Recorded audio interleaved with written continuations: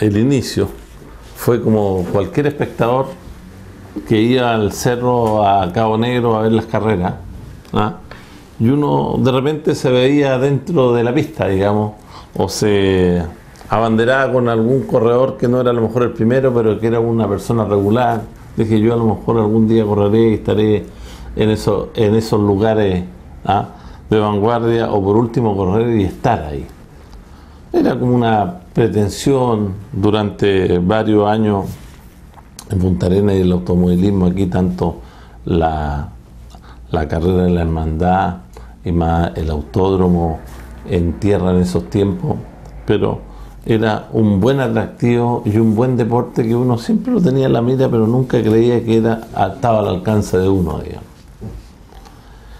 Y un día se dio una oportunidad que por un accidente que tuvo un amigo, Renato Lorca, que corría en Cabo Negro y tenía el Mini Autimini, tuvo un accidente en la UMAC y dijo, después que salió de su grave accidente y todo, dijo, no, el auto lo está arreglando para calle, y dijo, no, yo me retiro, el auto lo estoy transformando. Entonces le dije, no lo transformes, me gustaría a mí probar el auto y correr en Cabo Negro. ¿En serio, Miguel? ¿En serio? Le dije yo, vamos a intentarlo. Y en ese tiempo tocó un clima, esas 2 semanas que se supone, o 3, que íbamos a practicar para inscribirse en la primera carrera. Practicamos, la verdad, y las enseñanzas fueron pocas. Las vivimos en el autódromo. Y llegó el minuto y estábamos en la pista, ¿ah? Mucho nervio en aquel entonces, pero me pasó una anécdota. Bajan bandera en tierra y ya había barrito y todo, y lo primero estaba trabado el limpia parabrisas en la largada. Así que antes de llegar a la primera curva ya no veía nada, tuve que parar a arreglar en la primera carrera, parar después de la primera curva, arreglar el limpia parabrisas para seguir corriendo, así que no me pude comparar con nada. La segunda manga ya pude tener una carrera, ir detrás de los autos, ir haciendo un seguimiento. Pero ahí partió. Después vinieron 3 horas en Cabo Negro, que me sirvió de mucha práctica, y ahí partimos en tierra. ¿Ah? En esos años, cuando usted comenzó, que hacía su debut, como bien nos cuenta, ¿recuerda algún piloto que sea de esos tiempos que haya estado corriendo? Y también se nos puede mencionar el circuito que se corría en esos tiempos. Bueno, el circuito del actual, nada más que en tierra. El actual, o el actual largo, que se llama, que sigue el circuito con tierra. Bueno, uno de los que destacaban era Fito Duro, el Tule Solo Saldívar, el Stipe Guich. Eran carreras, había mucho auto, muchas carreras competitivas, eso antes del asfalto, digamos. ¿Ah? Y había mucho que destacar, los turismos carreteras, todo en general, ¿ah? No solamente el Ravena y otros más, sino el Tincho Gómez, muchos, que todos los turismos carreteras eran una historia aparte, digamos. Pero había profesionalismo, había dedicación, habían talleres enteros el fin de semana trabajando para todos los autos que corrían en Cabo Negro, o sea, en un ambiente de tuerca total. ¿Ah? Y de ahí, bueno, la participación en tierra concluyó con después correr las 3 horas de Puerto Natales. La primera 3 horas de Puerto Natales, que la corrí con Renato Lorca, nos dieron como segundo, llegaba segundo, nosotros ganamos esa carrera, pero había muy pocos controles para determinar quién ganó, y fue una buena experiencia de manejo y todo el inicio, pero realmente había que trabajar, había que dedicarse no solamente a manejar autos, sino había que dedicarse a preparar. Si todos los pilotos de aquel entonces, todos preparaban o estaban metidos en los autos, o sea, no era que la cosa andaba sola y tú te subías a manejar el auto, digamos. Había que hacer desde mecánico, limpiador, chequeador de tu auto, y la cúspide era la carrera, digamos. ¿Ah? Pero todos eran prácticamente mecánicos, ¿ah? y corredores, digamos. Un poco lo que se vivía ahí en la hermandad, un poco lo que es el deporte de automovilismo, que siempre una tripulación o un corredor está rodeado de mucha gente cada vez que hay una competencia. Exactamente, yo empecé con Lucho Domich que como mecánico y después cambié a la mano de Dicky Cut como mecánico y siempre en el equipo era Dicky Cut y su gente, más los ayudantes, más los amigos que estaban ahí ayudando, también iban al taller en la semana a ver cómo iba todo, o sea, y curiosamente también había talleres al frente nuestro, que era el de Iván Kumanich, que estaba también Francisco Carelo, y que sé yo, uno se traspasaba de taller en taller porque estaban todos trabajando y hasta alta de la noche para poder sacar los autos. ¿Usted tiene algún triunfo, alguna carrera que le tenga marcada, que lo haya marcado sobre su carrera deportiva, que siempre recuerde?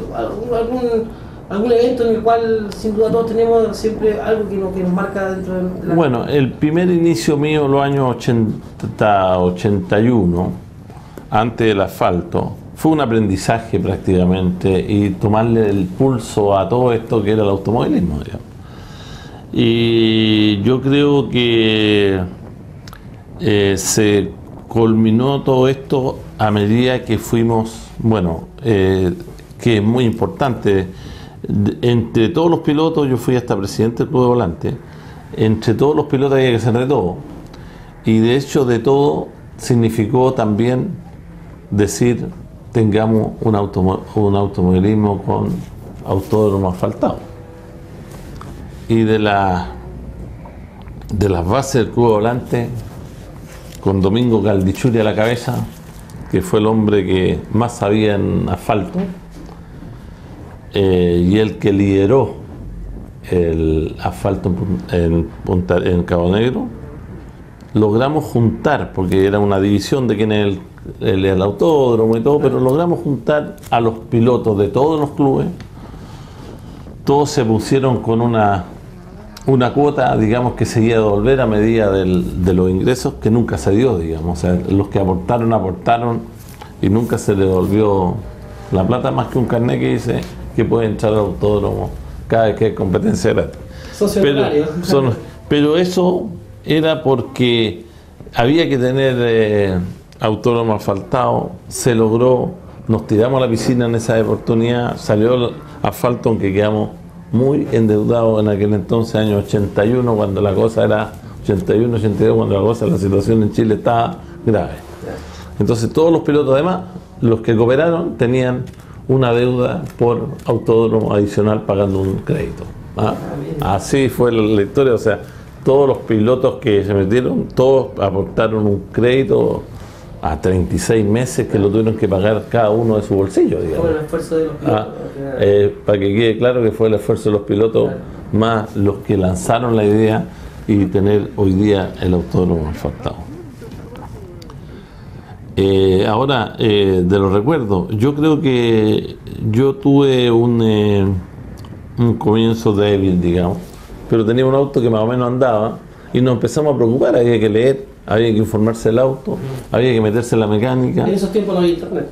En esos tiempos no había internet para... No había internet, costaba todo, de todo, digamos. Hasta trajimos un ensamble el año 85 de Inglaterra, porque ya los fierros, el auto mío era año 62. O sea, estábamos hablando que ya, como dicen unos amigos por ahí, ¿cómo el motor Lister va a correr tanto como los nuestros? Decían. Y ahí pudimos, tener una estabilidad motriz. Y eso nos permitió ganar carrera en Cabo Negro, potenciar los autos, porque ya en la época de los 80 empezaron a venir los argentinos. Y los argentinos cada vez que llegaban acá hacían 2 o 3 segundos por vuelta menos que nosotros.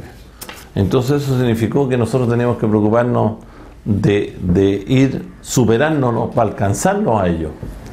Pero curiosamente en un lapso, yo creo que de 3 a 4 años, ya los autos nuestros que eran de tierra, ya había mucho ya competitivo para correr en asfalto, y ya hay un encuentro de decir cuál fue la carrera. Hay una imagen en una filmación por ahí que nosotros los autos 1400 estaban tan preparados, el auto de Eduardo Blain, el de Francisco Garelo y el de el mismo Iván Kuzmanich, que en una de las filmaciones, en una recta, nosotros andábamos en auto 1400 y pasamos los 4 autos pegados pasando a un auto 2000 argentino de los de punta, digamos. ¿Ah? O sea, esa fue hay una imagen por ahí que se refleja muy bien cuánto llegaron a andar y cuánto era competitiva la serie 1400 en los años 85, 86, 87, 88, andaba muy parejo. ¿Ah? Sí, que ahí se fue haciendo a poco uno. Entonces tuve años gloriosos que fueron los años bajos, los años que mi auto anduvo al pic no teníamos tantas panas, preveíamos todo, hacíamos los cambios igual que los aviones, digamos, para que no tuviéramos tantas panas, y logramos entre el 86 y 88 ganar 2 veces las 3 horas de Puerto Natales, salir campeón regional 87, 88 y 86, 87, uno en la 1004 y después era potenciado 2000.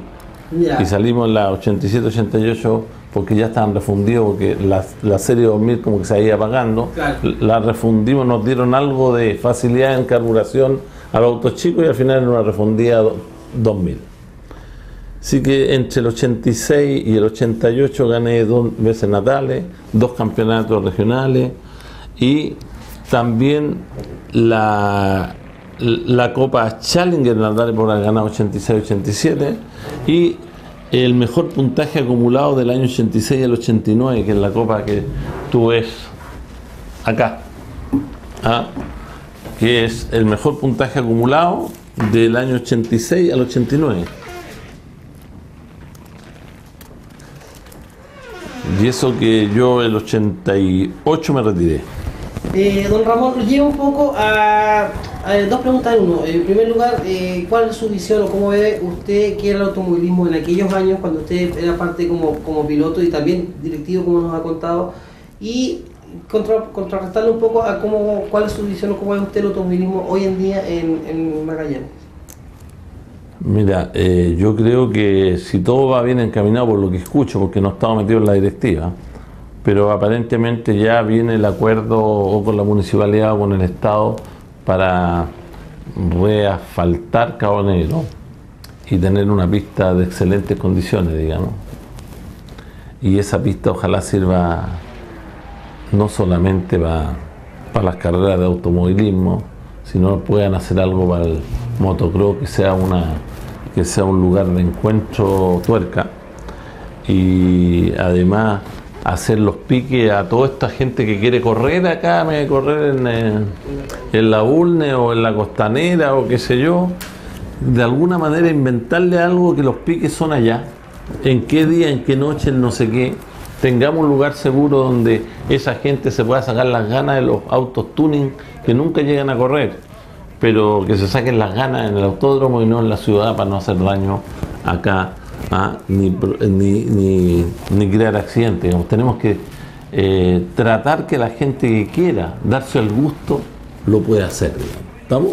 Y ante eso, ¿por qué no hablar también de un cartódromo dentro de la pista? Para el semillero de niños. Se puede hacer todo, y eso es más fácil de lo que tú crees, porque solamente hacer la guía por donde pasen en la misma pista y tú vas marcándola o vas haciendo la gincana para que hagan la pista. O sea, cuando hay carrera tú la adaptas muy fácil, a lo mejor con fardo, con esto adaptas, pero por eso hay que tener una línea, un cartódromo es realmente factible.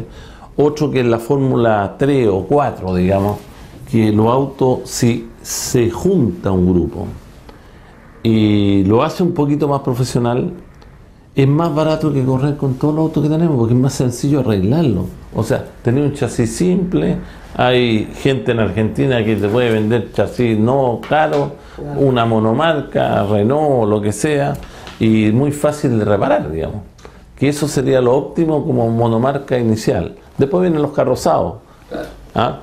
Pero nunca hemos logrado tener una Fórmula 4, aunque sea, que debería ser lo óptimo y decía más barato que un auto de calle, digamos, y más simple de arreglar, no con tantos chasis y tanta cosa, digamos, ¿ah? Pero para eso se necesita gente que vea la visión y que busque un precio, y hay que traer los primeros 10 iguales y tratar de venderlos, digamos, para tener esa categoría montada que sería el principio del automóvil. Pero también no es menos cierto que en el rally, que están dando bien ahora en Magallanes, que hay que aprovechar, están llegando buenas marcas, y lo único que les pido a los rallies regionales, adáptense a las categorías chicas de las nacionales, para que no hayan dos autos solamente 2000 o potenciados, sino ojalá tengamos 12, 14 autos N2 a lo mejor, o el N3 que está en Santiago, y que ese auto sirva para correr aquí, sirva para correr nacional, y no nos ponemos porque de repente le empiezan a quitar reglamento para hacerlo más barato a una categoría que está hecha ya nacional. Claro. Hay que dejarla como está nacional nomás. ¿Ah? El automovilismo lamentablemente es caro, no es barato. Tengamos categorías baratas para el que quiere darse el gusto, pero en las otras partes que seamos competitivos con el reglamento nacional.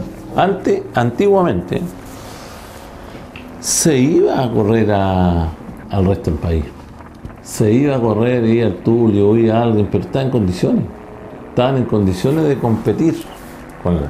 De aquí ahora aparte Ruiz, que hace una, pero el auto lo tiene en Santiago, no corre acá. Se necesita que tengamos a lo mejor 5, 6, 7, a lo mejor el día de mañana traer el rally nacional acá, ¿ah? Pero para eso hay que ir dejando el reglamento que cueste caro, como es realmente a nivel nacional. Claro. Finalmente, don Ramón, ¿nos pudiese entregar usted de su visión de un histórico del automovilismo Magallanes hacia las nuevas generaciones? Hoy en día los jóvenes están partiendo mucho más temprano del automovilismo. Hay jóvenes que con 15, 16 años ya están a bordo de navegantes o de pilotos, y mucha gente también que es cercana al automovilismo desde muy jóvenes, desde muy niños, que se acercan a la pista o cada vez que hay competencia. ¿Cuál podría ser un poco su visión, o un llamado o un mensaje para todas esas generaciones que nos están viendo en la casa? Bueno, esto ojalá podamos tener mucha gente en el automovilismo, ojalá los chicos tomen esto, pero hay que empezar con la base, tener un buen campo de automovilismo, digamos, y partir por la base, a lo mejor karting, y partir de ahí para arriba, digamos, pero lo fundamental que es dedicación, quita mucho tiempo, le quita tiempo a la familia, y hay que saber compatibilizar, digamos.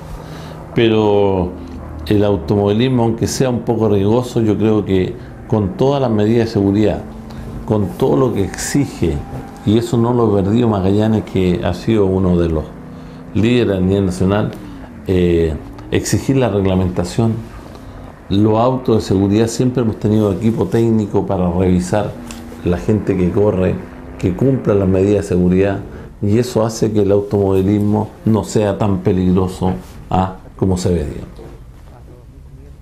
Eso sería un poco, entonces, don Ramón, agradecerle por su tiempo, agradecerle por sus palabras, y por esta linda historia que nos ha contado. En realidad veníamos un poco pensando en plantearlo como una nota, como una entrevista, pero finalmente se dio con un diálogo bastante fluido, y muchas gracias nuevamente por sus palabras, por su tiempo, su valioso tiempo. Y bueno, le dejamos por último las pantallas abiertas de Tuerca Austral TV y tuercaaustral.cl para que, no sé, finalmente pueda expresar lo que usted tiene conveniente hacia toda la gente que de alguna u otra manera estuvo siempre ligado con usted al automovilismo. No, muchas gracias a todos, o sea, muchas gracias a los que hicieron automovilismo antaño, porque si bien es cierto, uno poco recuerda de antaño, yo llegué al año 75, pero hay muchos tuercas hoy día que son amigos míos, que están desde chiquitito en esto del automovilismo, y desde chiquitito mirando el automovilismo de cuando venía hasta el Papín Jara para acá, o sea, y el Toto Rispolo hizo unas fotos que creo que la va a repetir, ojalá la repita, La exhibición de fotos que hizo ahora del fútbol y del básquetbol la hizo ya el automovilismo, pero creo que está ya pensando a ver caso puede ser otra, porque esos recuerdos son inolvidables, digamos. Y un poco, finalmente lo lleva también a lo que usted me dice, que esto se transmite de generación en generación hacia los más pequeños o los que vienen más atrás. Dentro del automovilismo también, usted tiene el agrado de haberle heredado esto a su hijo Karim, que hoy en día es piloto activo dentro de las competencias, que también ha tenido buenas actuaciones y triunfos dentro de la carrera deportiva del automovilismo mayor.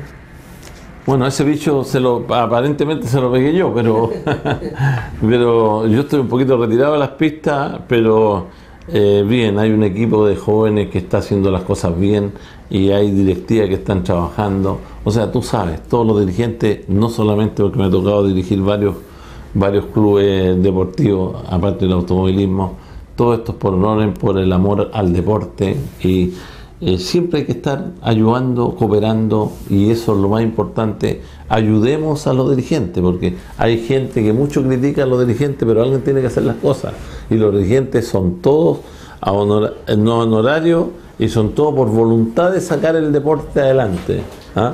Así que hay que comprender a los dirigentes, ayudarlos para que el deporte salga adelante, porque es de un esfuerzo yo creo que de todos.